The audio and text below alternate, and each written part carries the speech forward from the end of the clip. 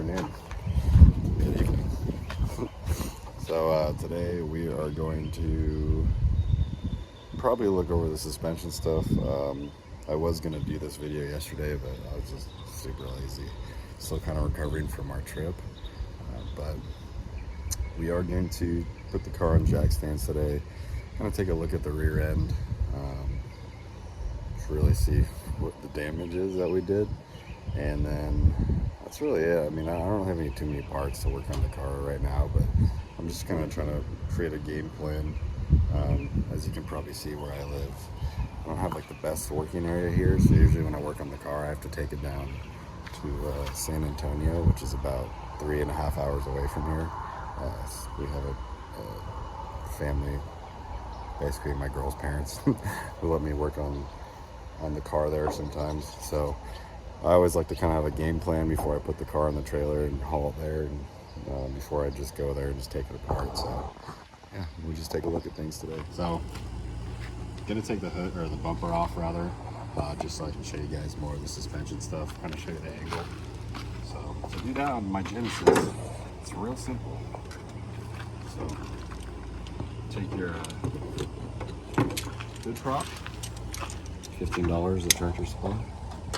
That's not tight enough.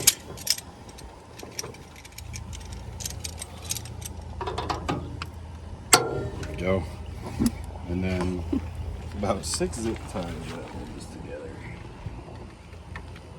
1, 2.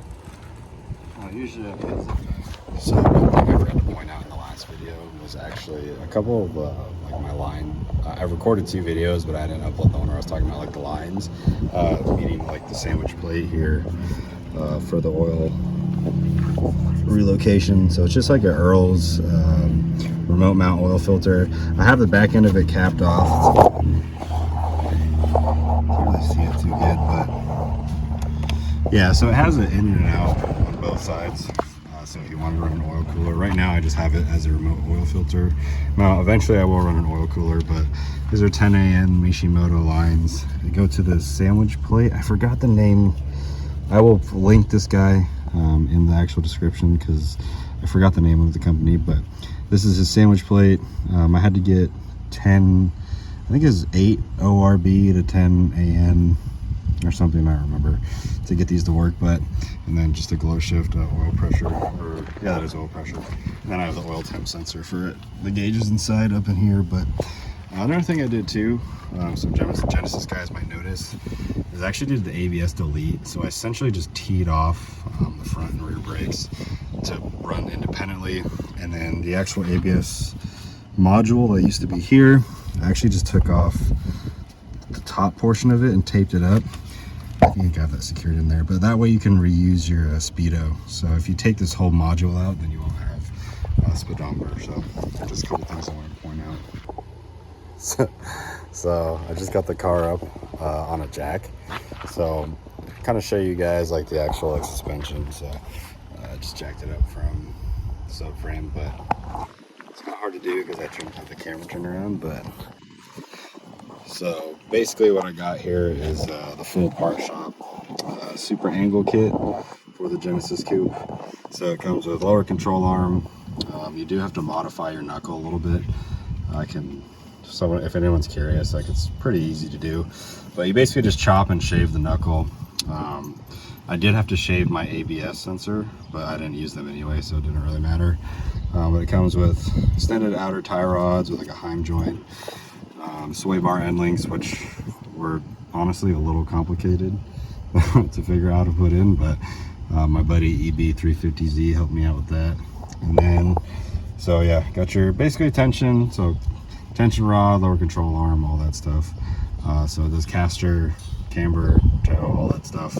I don't know if it is just on me on my Genesis. I don't know who other guys are wearing the PBM kit, but I had to max my caster out. Like there's no like adjustment there. Like it had to be all the way pulled forward, so a bunch of positive caster, because I was just destroying this fender. That's actually what happened there. So the angle on the camber is pretty limited on the lower side. just to avoid too much toe. I believe it's toe in on the lower. I can't remember. I know bottom camber does like toe in, or top camber does toe in, however it works. But all the camber adjustments just really in the coilover right now. I might add a little bit on the bottom. We'll see. But that's really all I have. And then I have the Part Shop coilovers here too. Pretty nice. I really like these coilovers. Most of the car was built in San Diego, so I would just go there and get a lot of the parts from those guys just because they were kind of like my home shop. But other than that, I mean, that's pretty much it for suspension. It's on a stock sway bar, like nothing crazy. And you can see it is quite a bit of angle. So that's pretty much full lock, and that's not under load, so you know you lose a little bit under load. Not too bad. I did have to hammer out these sections on the Genesis, and then you can see it's actually kind of self-clearancing the actual side skirt, so looks like I rubbed a little bit up in here too, so probably at like full angle. So we'll probably have to massage some of that stuff a little bit, but like I said, that Apple Valley, it was the first event on this Genesis, so it's pretty much the front suspension. If you guys have any more questions on it, I can link the kit down below, but I think we're going to jack up the rear right now. So got it all jacked up. It's super sketchy because it's on dirt, but I was going to take the rear wheels off, but I think I'm just going to kind of climb up there and look under the diff, kind of get the camera under there, show you guys what's going on. I'm going to lay down my super sick little camo litter. This is like the best thing to work outside on. Hopefully this car doesn't fall. I'll get back with you. Alright, so a little bit of the other side. So once again, Part Shop Max coilovers. They're divorced coilovers, so they're the true coilover. Part Shop Max subframe bushings. A really fun story about those is this one. Where is it at? I can't remember where this is.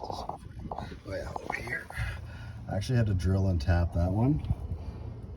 Because I didn't know you're supposed to keep this like little rubber isolator in there, and I ended up stripping out the hole, so I had to drill and tap that, which is terrifying with your subframe. But as you can see here, that is my problem. So there's nothing holding my diff as far as this end goes. These bushings look like they're pretty blown out too.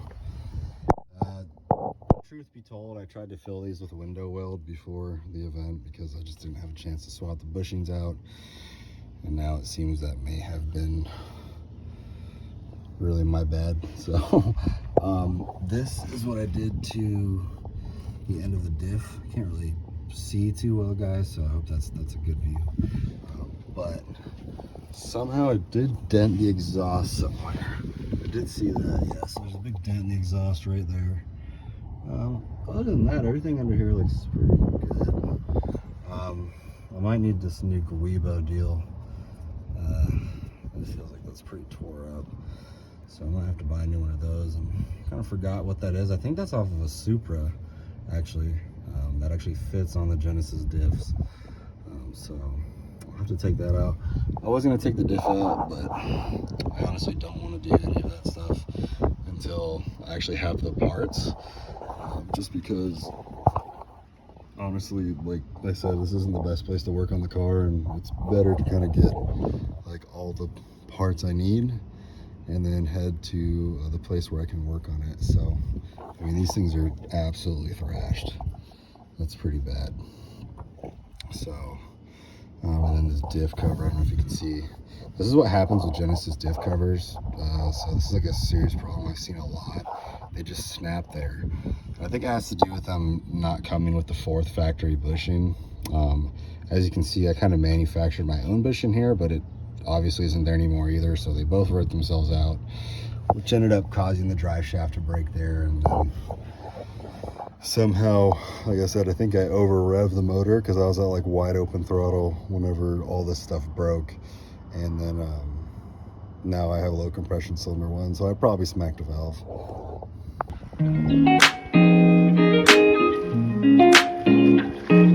Okay, bye.